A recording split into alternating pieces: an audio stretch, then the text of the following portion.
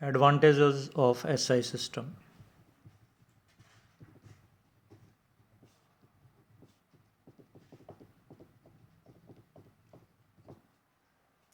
Advantages of SI system. Number 1, SI system is coherent system of units.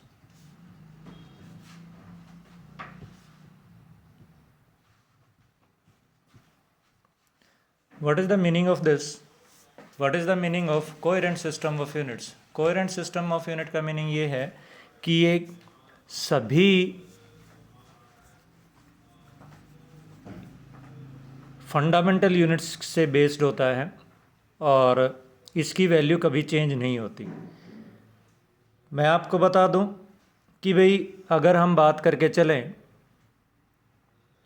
कि SI system में charge की क्या unit होती है, कूलम्ब होती है। But what is the CGS unit of charge? CGS unit of charge दो तरह की होती हैं। अगर हम इलेक्ट्रोस्टैटिक्स में बात करके चलें तो 1 कूलम्ब चार्ज सीजीएस यूनिट से बड़ा है, और अगर हम मैग्नेटिज्म की बात करके चलें तो 1 कूलम्ब चार्ज सीजीएस यूनिट से छोटा है। तो इसका मतलब ये है कि सीजीएस यूनिट का साइज़ सभी सिस्टम्स में एक जैसा नहीं है, कोहेरेंट नहीं है, इसलिए सीजीएस सिस्टम कोहेरेंट नहीं है, एसआई सिस्टम कोहेरेंट है। Second, it is a rational system of unit.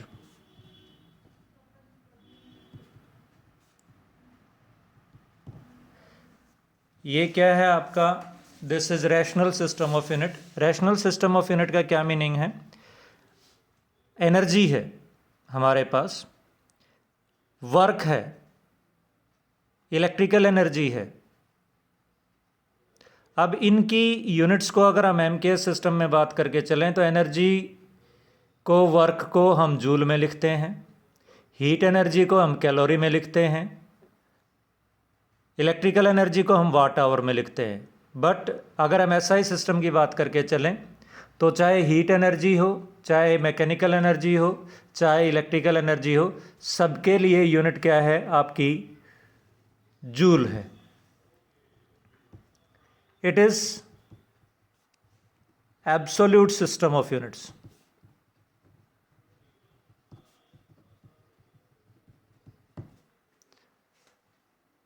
No need of G. हम इसको ग्रेविटेशन यूज ना करके यूज कर सकते हैं। तो this is absolute system of units. It is metric system. Metric system का क्या मीनिंग है? मीट्रिक सिस्टम का मीनिंग है हमारे पास कि भाई हमारे पास अगर छोटी बड़ी यूनिट करनी है तो 10 के मल्टीप्लायर हो गए, kilo, hecto, deca, million, micro, इस तरह से ये मीट्रिक सिस्टम ऑफ यूनिट है।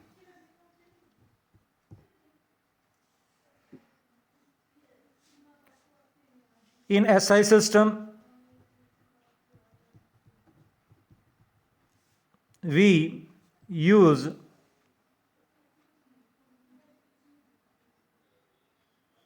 named units like ampere,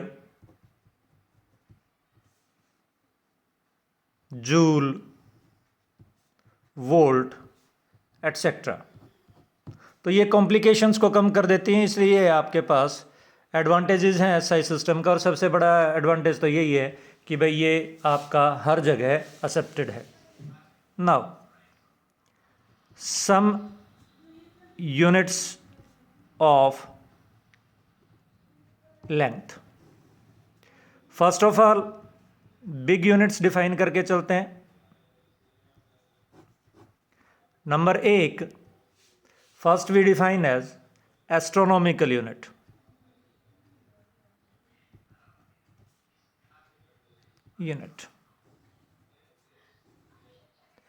हमारे पास अर्थ जो है वो सन के अबाउट रिवॉल्व करती है और सन से उसका डिस्टेंस फिक्स नहीं होता, वेरिएबल है।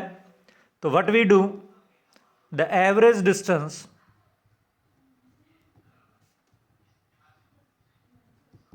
Between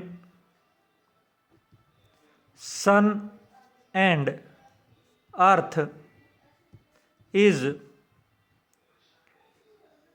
said to be 1 astronomical unit, and 1 astronomical unit is equal to nearly 15 crore kilometre होता है, that is 1.496 into 10 raised to the power 11 meter. Second, light year.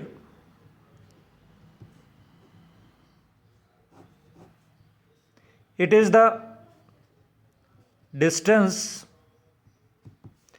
traveled by light in 1 year. Distance किसके बराबर होता है, speed multiplied by time.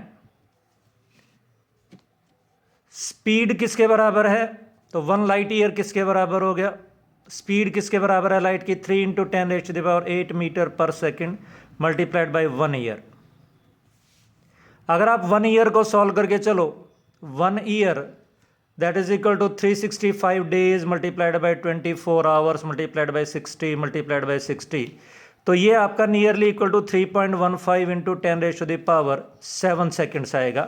तो 1 light year आपके पास हो जाएगा 3 into 10 raise to the power 8 multiplied by 3.15 से थोड़ा सा ज़्यादा होता है into 10 raise to the power 7, तो ये आपके पास nearly equal to 9.46 into 10 raise to the power 15 metre होता है। This is light year. Parsec,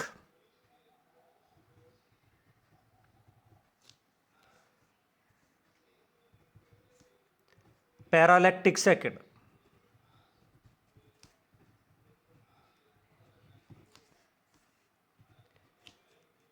मान लीजिएगा हमारे पास एक पॉइंट है और एक सर्कल है।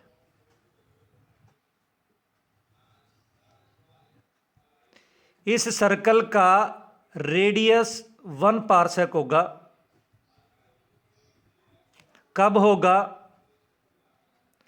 जब ये लेंथ है आर्क की 1 एस्ट्रोनॉमिकल यूनिट के बराबर, सेंटर के ऊपर 1 सेकंड का एंगल सबटेंड करेगी, यानी 1 parsec is radius of that circle whose arc of length 1 astronomical unit subtend angle 1 second at center। तो 1 पारसेक किसके बराबर होगा आपके पास, theta is equal to L upon R, R is equal to L upon theta if L is equal to 1 astronomical unit, theta is equal to 1 second, means 1 parsec is equal to 1 astronomical unit divided by 1 second. Second को double उससे represent करते हैं। 1 astronomical unit किसके बराबर है, 1.496 into 10 raise to the power 11 metre के बराबर है। 180 डिग्रीज किसके बराबर, पाई रेडियन के बराबर। 1 डिग्री किसके बराबर, पाई बाई 180। 1 मिनट किसके बराबर, पाई बाई 180 डिवाइडेड बाई 60। तो 1 सेकेंड किसके बराबर हो गया, 1 सेकेंड हो गया पाई बाई 180 इंटू 60 इंटू 60। तो ये हमारे पास 1 पारसेक किसके बराबर आ गया? 1 पारसेक हमारा किसके बराबर आ गया? 1 पारसेक आ गया 1.496 multiplied by 10⁻11 divided by pi by 180 into 1/60 into 1/60 calculate होकर के ये आपके पास nearly equal to 3.1 into 10⁻16 metre आ जाता है।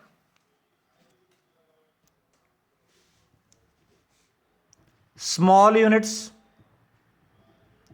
of length we take micrometer,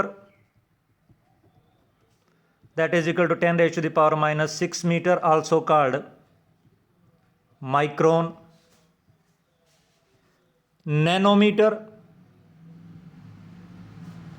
that is 10⁻⁻9 meter, 10⁻⁻9 meter. Angstrom,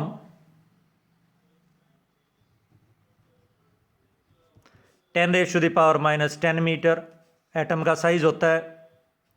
Fermi, 10⁻⁻15 metre nucleus का साइज होता है। अब अगर हम बात करके चलें तो what are the units of heavier masses? Heavier masses,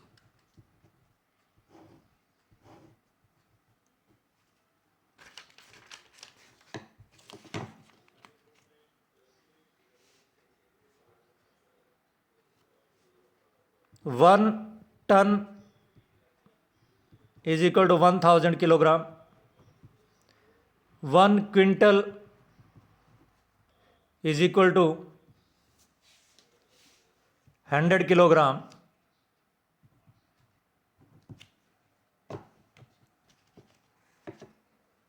Chandrashekhar limit,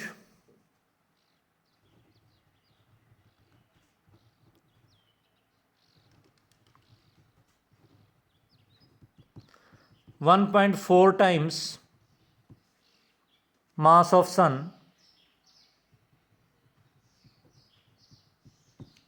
solar mass 2 into 10⁻30 kilogram. Small masses,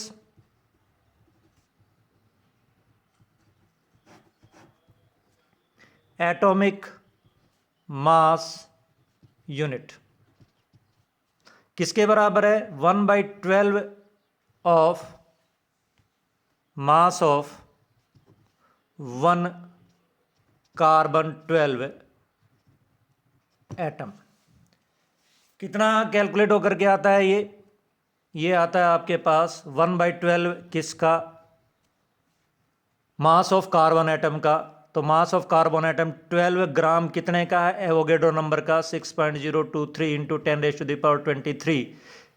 तो ये आपके पास नियरली इक्वल टू 1.67 इंटू 10⁻24 ग्राम और 1.67 into 10⁻27 kilogram. Units of time. Number 1, solar day.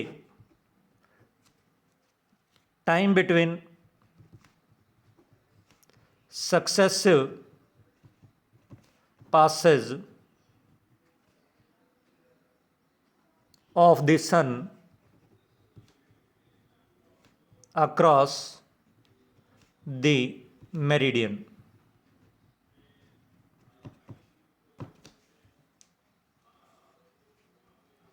Second, sidereal day. This is for a star. Time between two successive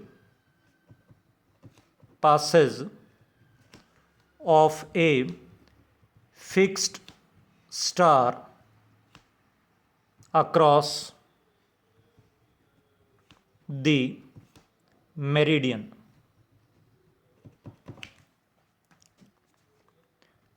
Third, solar day.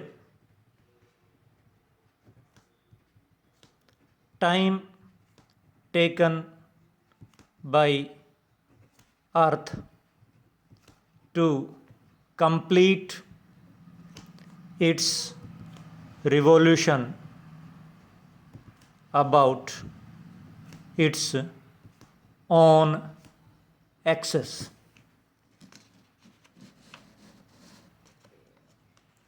Lunar month.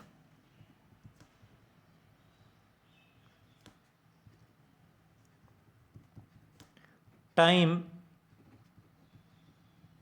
taken by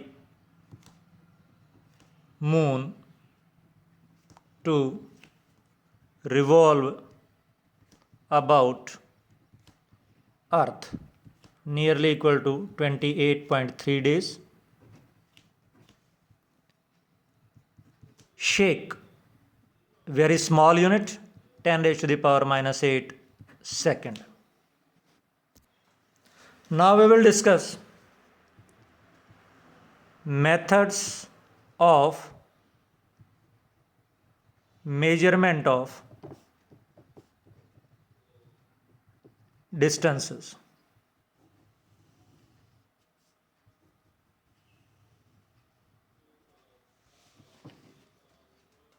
Direct method. Usually हम 10 raise to the power minus 5 metre to 10 raise to the power 2 metre directly measure करते हैं. 10 raise to the power minus 5 metre that can be measured by screw gauge, microscope, और ये आपका सीधा हम बात करके कह सकते हैं मेजरिंग टेप. अगर इससे बड़े डिस्टेंसेस मेजर करने हो then what we will do. तो एक पॉपुलर मेथड है, and what is that popular method? That popular method is reflection method.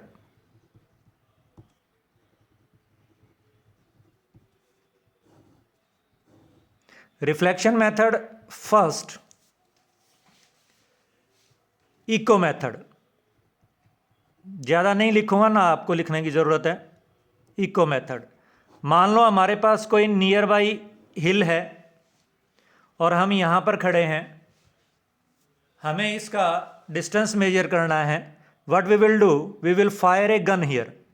हम यहाँ पर एक गन फायर करेंगे.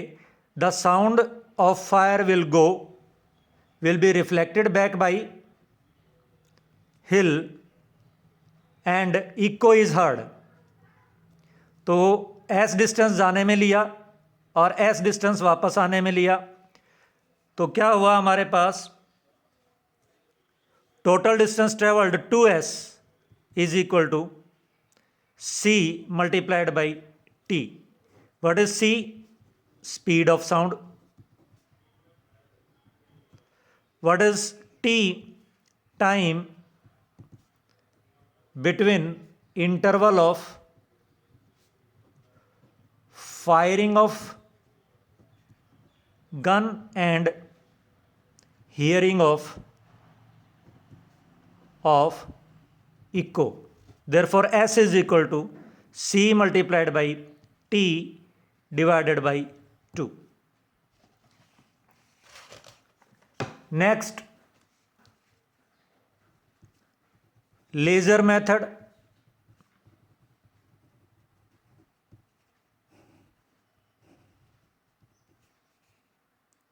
लाइट एम्प्लीफिकेशन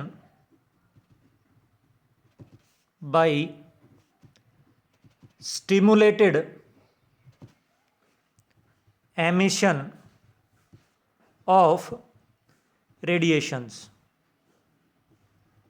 ये इसकी फुल फॉर्म है. हाईली इंटेंस होती है, यूनिडायरेक्शनल होती है।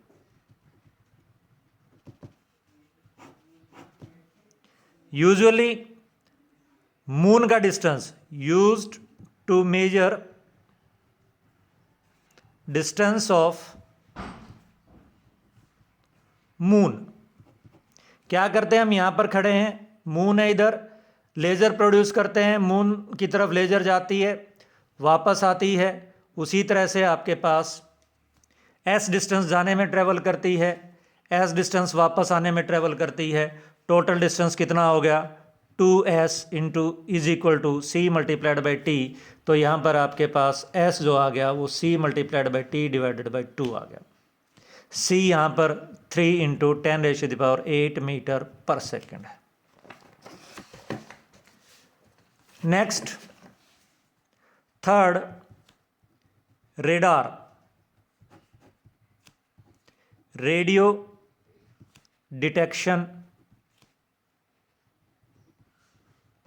And ranging.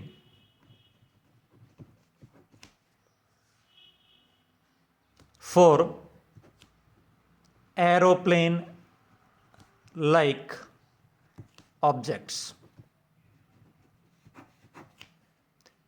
कोई हमारे पास एरोप्लेन फ्लाई कर रहा है, कितने डिस्टेंस के ऊपर है, वही तरीका है, रेडार से रेडियो वेव्स प्रोड्यूस होती हैं और टकरा के वापस आती हैं। कितना डिस्टेंस ट्रेवल करती हैं, एस जाने में, एस वापस आने में। तो वही आपके पास S is equal to C multiplied by T divided by 2। तो यहाँ भी आपका सी जो है स्पीड ऑफ लाइट है।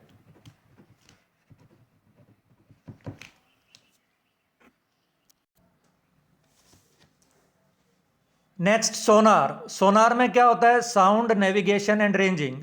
ये अल्ट्रासोनिक वेव्स हैं, इनसाइड वाटर यूज होती हैं, सेम प्रोसेस है। फिर आता है हमारे पास ट्रायंगुलर मेथड। ट्रायंगुलर मेथड में हम हाइट ऑफ टावर मेजर करते हैं। कैसे टावर की हाइट मेजर करते हैं, जिसके फुट ऑफ द परपेंडिकुलर से हमें डिस्टेंस पता है। हम क्या करते हैं, हम एक डिवाइस लेते हैं जिसको सेक्सटेंट बोलते हैं। सेक्सटेंट क्या होता है हमारे पास, सेक्सटेंट में हम यहाँ पर खड़े हैं, टेलीस्कोप लगा होता है, उस टेलीस्कोप में से फुट ऑफ द टावर देखते हैं, फिर उसको रोटेट करते हैं और टॉप ऑफ द टावर देखते हैं, कितना रोटेट हुआ वो हमारे पास एंगल क्रिएट होकर के आ जाता है। तो हमारे पास एंगल मेजर होने के बाद में क्या होता है, आपका एंगल मेजर होने के बाद में आप ट्रिग्नोमेट्री के फार्मूले लगा देते हैं और कोई प्रॉब्लम नहीं बचती है। For इनएसेसिबल object,